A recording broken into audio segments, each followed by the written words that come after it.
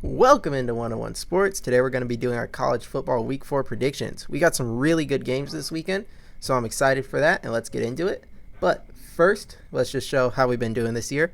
Our overall record's 21-8 for our game predictions and 13-2 for our specific game breakdowns. The ones we got wrong were picking Texas A&M to beat Notre Dame, and for some unexplainable reason, we picked NC State to upset Tennessee. Obviously, we're very far off on that, but other than that, we got all the major games this year correct. So now, let's start with the notable games. We're not going to do breakdowns for these, but I'll just give my picks out. First up, Friday night game, I've got Nebraska defeating Illinois. Illinois is actually a lot better than I thought they would be coming into the preseason, or based off what I saw in what I reviewed in the preseason. Their quarterback, I did think was pretty good, and he's looked pretty good so far this year. But what's really surprised me is the defense seems a lot better. Especially because last year they were really bad and they lost their best defensive player in Jerson Newton to the NFL. So I thought their defense would struggle a lot, and it's actually been pretty decent. They got a big win against Kansas, and overall they've just been a pleasant surprise this year in college football. And if this were a road game on a Friday, I'd probably pick Illinois to win. But if you guys watch my prediction videos, preseason, pretty much any time, if there's a game that I think is close and it's on the road on a Friday, I'm taking the home team. I think just having a road Friday night game, your routine's thrown off because the one less week of practice, so your travel schedule is different. I think everything's just thrown off that it gives an extra advantage, even more so than usual for the home team. So that's one reason that I like Nebraska here. And I do think Nebraska's just been playing really well. I think they keep that rolling. I think Raiola plays well. And I think Nebraska gets a good win. Not a blowout or anything, a pretty close win. Could see it coming down to the wire. I'd say anywhere from like a 3 to 10 point win would be my prediction for Nebraska. Next up, Miami over South Florida. Now, this is a bit of like a trap game scenario. We saw that South Florida gave Alabama some problems. Now, final score was not indicative of what happened over the course of the game. It was tight going into the fourth quarter. And just basically when Alabama had their O-lineman out with the injuries, South Florida is able to take advantage of that. But the thing about Miami is I think their O-line's so good that there's not going to be issues there. And I think they out-athlete South Florida, obviously. And they've just been playing so well. I think they're one of the best teams in the country. I think they keep it rolling. This is a road game, so you worry a bit about that. And South Florida is not a bad team, but I think Miami's just playing too well. They're like in ascension. They're, I think, on their way to becoming an elite team, maybe a national title contender. And if you watch my preseason videos, I picked them to go undefeated. So obviously I think they're going to win this game, as I'm still rolling with Miami. Third, we've got TCU, I think, defeats SMU. I believe SMU's at home here. But I've not been impressed with SMU this year. They've been pretty disappointing.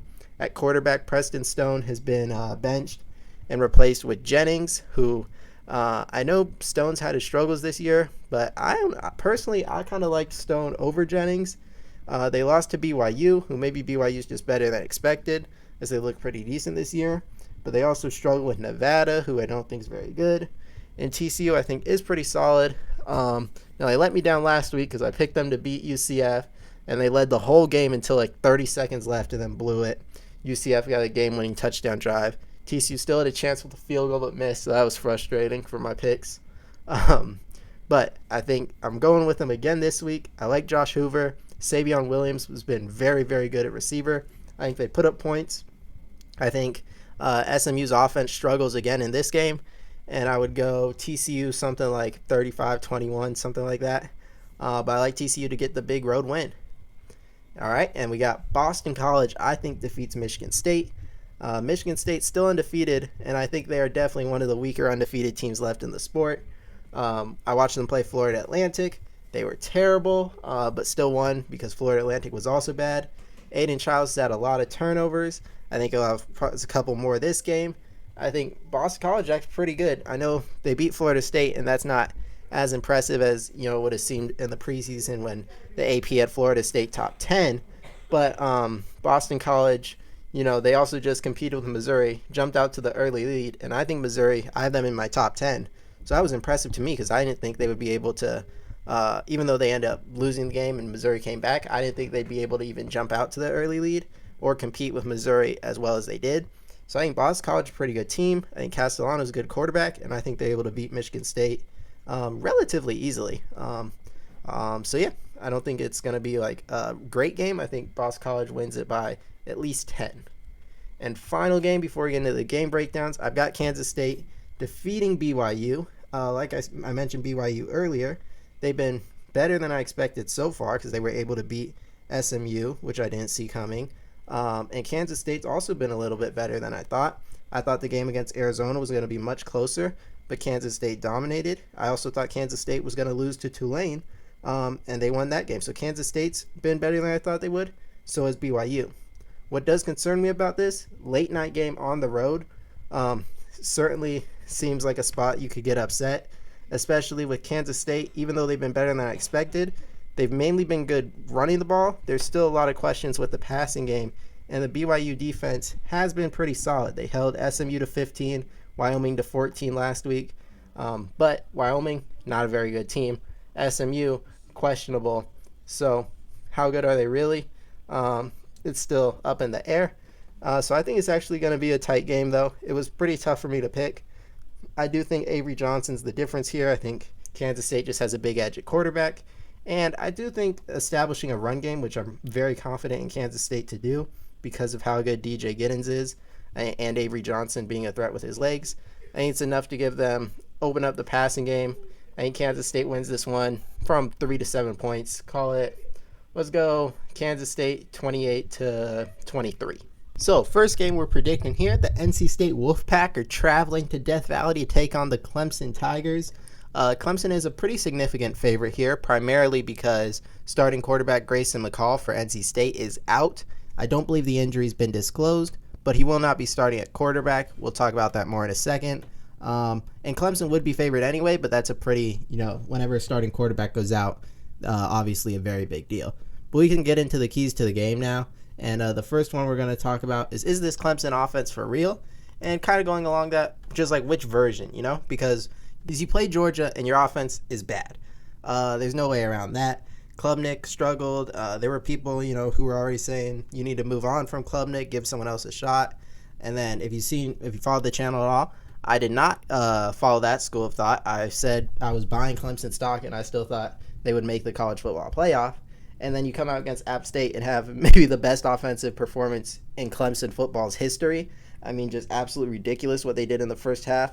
Explosive play after explosive play. You're talking about Wesco, you're talking about Moore, you're talking about Williams, Maffa, Klubnik's beating people over the top. I mean, it's just dominant, right? So the question is just, is App State bad? Which I don't think so. I think App State's pretty solid. Is Georgia's defense great? Probably close to it at least. And obviously part of the reason they play different is the gap in talent between App State and Georgia. But so NC State, probably closer to App State, we would think at this point, especially seeing what Tennessee did to them. So can the Clemson offense perform, not as well as it did against App State, because that'd be ridiculous, but look like a prolific offense in this game. Next up, how good is CJ Bailey? And this is the true freshman quarterback that will be starting for NC State in place of Grayson McCall. I've never seen him play, so it's really just a wild card. I would say it's more likely he struggles. A true freshman having their first game against this Clemson defense with guys like Barrett Carter, with Peter Woods out there, just studs all along the defense. I think it's very likely he struggles significantly, but there's always that chance that he just provides a spark, backup quarterback type of thing, first game, provides energy for the team. There's always that chance. So I do think it's a key to the game, even though I heavily lean towards him struggling and not playing very well. And then next up we have the NC State O-line play. If you remember when we broke down NC State Tennessee, I thought the O-line was going to be able to hold up pretty well against James Pierce and that Tennessee defensive front and give Grayson McCall time. They did not. And I think Clemson has a better defensive front. Peter Woods, maybe even better than James Pierce. I mean, Peter Woods is ridiculous. But you have other elite defensive linemen on his team that I think will pretty much dominate the line of scrimmage game. And then the last thing, and this is just because I think it's hard for me to see NC State winning this game. Clemson's off a bye with the talent edge. NC State's quarterback's out. Clemson's at home. So there's just so many advantages that I see for Clemson that the only way I can see NC State kind of winning is if CJ Bailey plays really well and then the defense is forcing turnovers. Um, and it's kind of just a weird game where Clemson maybe is moving the ball, but then they aren't finishing possession, something like that. So that's the final key of the game. Now we give the final prediction. I've been hinting at it. I'm going to pick Clemson to win, and I'm picking a final score of 37-14. Don't think it'll be highly competitive. I think Clemson pulls away and wins this one in dominant fashion. All right, next game, huge game.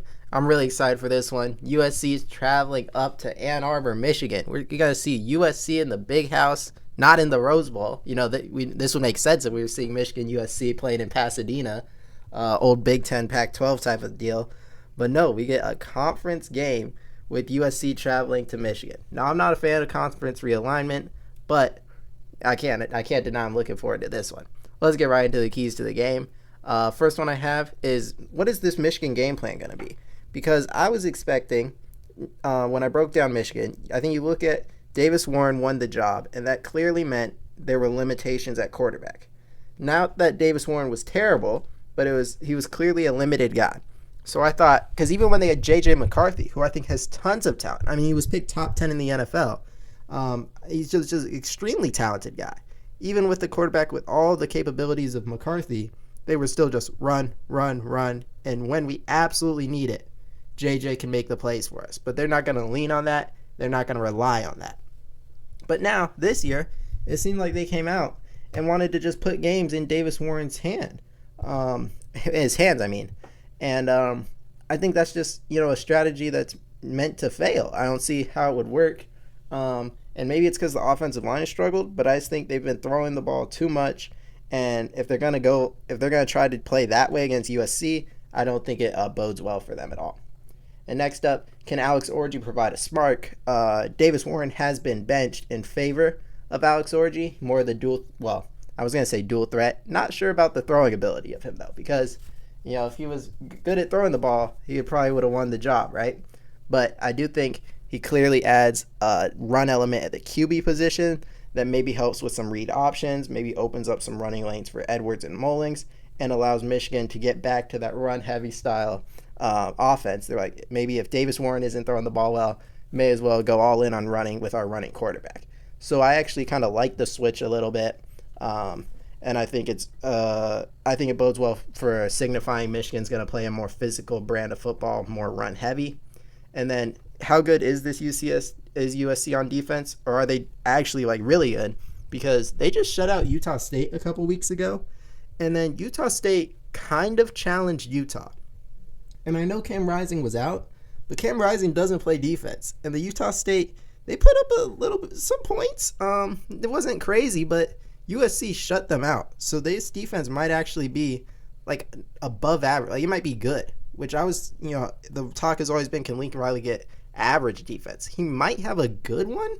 And to be fair, I'm not sure we'll find out against Michigan, because even if USC has another good defensive performance, I think the takes coming out, even for me, will probably be about, Michigan's really inept offensively, not, USC is actually really good defensively. It won't be till USC plays a team with an established good offense. So even they can't really prove it this game, but it's still important, because if they are really good on defense, we know they're going to shut down Michigan. They could still shut down Michigan regardless. We're not sure how bad that defense is, or that offense, of Michigan, but still something to think about. And finally, just the physicality. I think last year USC clearly struggled with physical teams. Last year Michigan was probably the most physical team in the country. This year USC, we think's more physical because of how they played against LSU. But now I think you got to wonder, how physical is LSU? I mean, South Carolina, pretty much was matched up well with LSU on the lines of scrimmage, which is fine. They're South Carolina. They got good players. But LSU hasn't established any kind of run game really this whole year. So it's maybe there isn't anything special about LSU. Maybe USC is still just who we thought they were. But on the other end, Michigan hasn't looked anything like what they usually look like on the line of scrimmage and on the O-line. So something to look out for. Whoever can win this physicality definitely can win this game. Final score prediction. This feels like one I might regret later. I'm going to go with Michigan slightly, and they really haven't shown anything this year that would make someone pick them over USC. Maybe I'm just living in the past, but it's just still hard for me to envision USC coming into the big house, lining up across from Michigan and matching them in physicality. Maybe I'll be proven wrong, but right now I just kind of have to see it to believe it. And I'm going to go with Michigan to win the game. We'll go 23-21. I'll go with like a walk-off field goal type of thing. Michigan's kicker is actually really, really good, if you guys have watched Michigan. Moving on. Third game we got here, we got the Georgia Tech Yellow Jackets going on the road to face the Louisville Cardinals. Not the biggest of games, but wanted to break it down. So our first key to the game I have is Louisville opponent strength. And what I mean by that is Louisville's played really weak opponents. So there's always going to be, or not always, but sometimes when you play weak opponents to start the year, your first test against a really, even though Georgia Tech I don't think is a great team, I think most people agree they're at least a solid team, maybe a little above average. And that's a big jump from who Louisville's played so far this year. And so although I think Louisville's probably a better team, I think in the early stage of the game, you could see it like an adjustment where Louisville struggles at first with the upgrade or the harder competition. So that's something I'm looking out for there. Then the second thing is how good is Louisville's defense. This is another thing that just goes with the opponent's strength. We don't know. I guess you'd say you don't know about the offense or the defense, but I have more confidence in the offense being really good. They have some really good players on the defense, but as a collective unit, this first time, like I've mentioned, playing against a really good team or a good team at all, so it'll be interesting to see how good the defense really is. Then we got Tyler Shough versus Haynes King. I think it's a classic game where it's within the margin of error where a really good quarterback performance can win this game. It's not like one of these guys has to win it for their team, but if one of them does play one of their better games, that could definitely be the difference in the game. Haynes King do a little more with his legs than Tyler Shough does after all the injuries for him.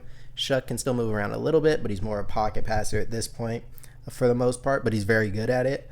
I root for Tyler Shough, who went to the same high school as me. I root for Tyler Shough there, and I'm happy to see him, healthy. Hopefully he can stay healthy this year because I do think he's been a very good quarterback when he's been healthy. It's just health's been a major problem from him ever since leaving Oregon. And then finally, I think Georgia Tech's run defense. Louisville's been very good running the ball so far this year, and I think they're going to want to run the ball. And it's just about how well Georgia Tech can defend that and force Tyler Shough to beat him in the passing game, which, again, I think he's capable of. Ja'Cory Brooks transfers in there. He's a good threat on the perimeter, but I think Louisville's going to want to run it, and Georgia Tech's going to have to prove they can stop that. So, final prediction. I do think Georgia Tech gets out to an early lead on the road, and I think Louisville actually fights back. I got a high-scoring game. I'm going to have Louisville winning 34-28. I think this one's going to be high-scoring. I think Georgia Tech puts up points early and takes the lead, and then Louisville kind of battles back, and then it comes down to like a tight finish, and Louisville's able to win it. Next game, now this one, pretty big one, and we got the Utah Utes going on the road to face the Oklahoma State Cowboys. I'm excited for this one. Obviously, huge Big 12 implications. I think these are two of the top three ranked teams from the Big 12. Kansas State might be higher than one of them at least, but definitely two of the top contenders in the conference, and now with the new playoff format, two of the top playoff contenders. Because whoever wins the Big 12 will be in the college football playoff. These are two teams that can do it. This is a game that has serious implication in that, so I'm excited for it. And for the keys to the game, I think the first one's obvious. Everyone's going to be talking about it. Is Cam Rising healthy, right? So he comes off the injury last year and unfortunately hurts his finger in game one of the season. Just really unfortunate to see. He'll be back this week, but for Utah to win, he's got to be playing at full health. He can't have any lingering effects, in my opinion at least. He's got to be playing well. They did start true freshman Isaac Wilson, brother Zach Wilson, last week. I think they need Cam Rising to start and to play well for them to win this game. Second, we have Ollie Gordon. He's kind of been flying under the radar after he was great last year, maybe the best running back in the country, and he got a lot of hype as the best running back this year, up there with guys like an Ashton Jeanty, that caliber of running back. And so far, they haven't been that in the run game. Ollie Gordon hasn't looked incredible, and the O-line hasn't looked as good as it was expected to be. So if that can show up the way we thought it would in the preseason, that's a huge factor in this game, because we know Utah's going to try to play physical. We know Oklahoma State's going to try to play physical as well. Whoever gets the advantage there, especially in the ground game, it's very important. And then can Alan Bowman stay hot? He played at the end of the Arkansas game. Like I said, Ollie Gordon, the run game, wasn't really there. Alan Bowman had to throw it around, bring it back, and he did. And then in this Tulsa game, Obviously, it wasn't very competitive, and it was a blowout, but Bowman played very well.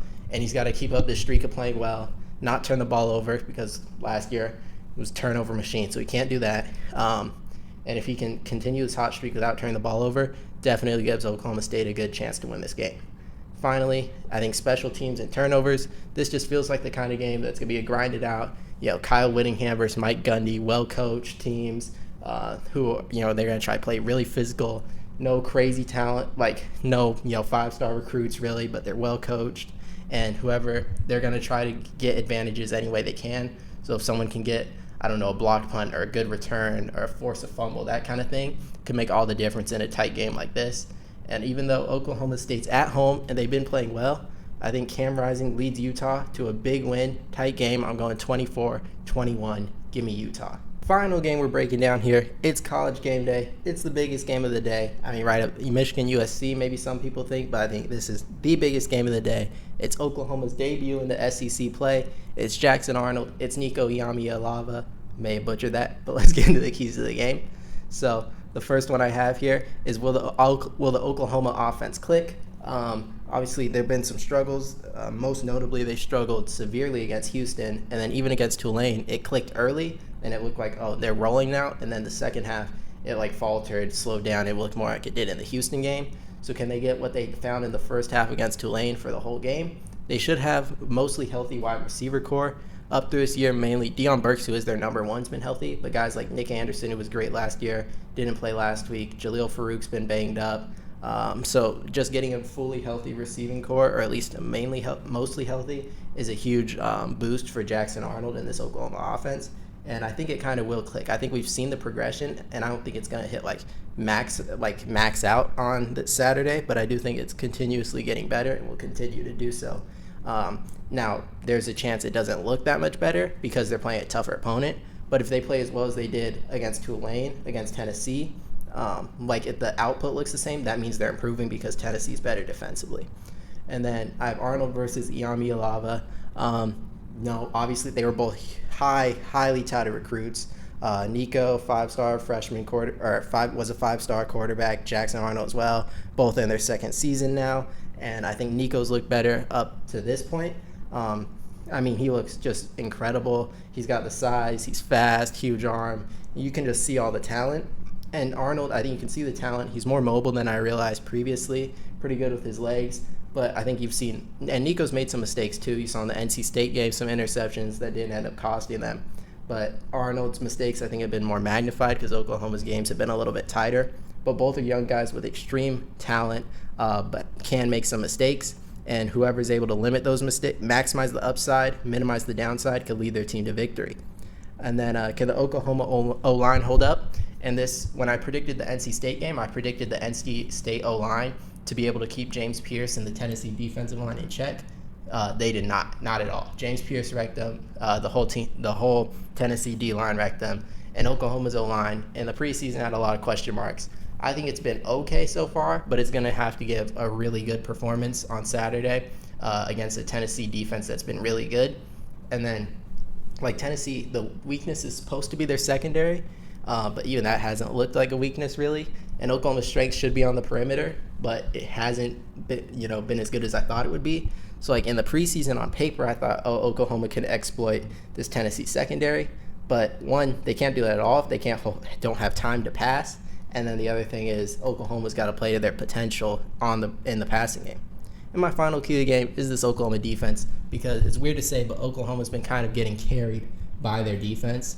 And they have really good players there, especially Stutzman, Billy Bowman. Then they have the young guys, Peyton Bowen. But yeah, some really good players on this defense that's performed really well. They've recruited well. Brent Venables has got his system in. The Oklahoma defense looks really good, and it's going to have to be really good to limit, obviously, a dynamic offense with a great quarterback, good weapons, and a great play caller in Heupel. So the defense has to, we've seen it, it's been good. But Tulane, even though they're a good team, they're not Tennessee. Houston's not Tennessee. Who was it? Temple, they're not Tennessee. So it's got to prove it can be as good as it's been against the best competition, and that's what Tennessee is. So final prediction, it's a huge game. I think if we're just looking at what's happened so far this season, you got to favor Tennessee. It's at Oklahoma, but I think Tennessee's about a 7-point favorite. Really, all signs indicate Tennessee here. But I think Oklahoma comes to the SEC, their first game. I think we get a huge Jackson Arnold game, and I think the Oklahoma offense completely clicks and wins it 34-31. So that's my final prediction. You guys can let me know what your predictions are for this week's biggest games. I thank you guys for watching, and I'll see you next week. Bye.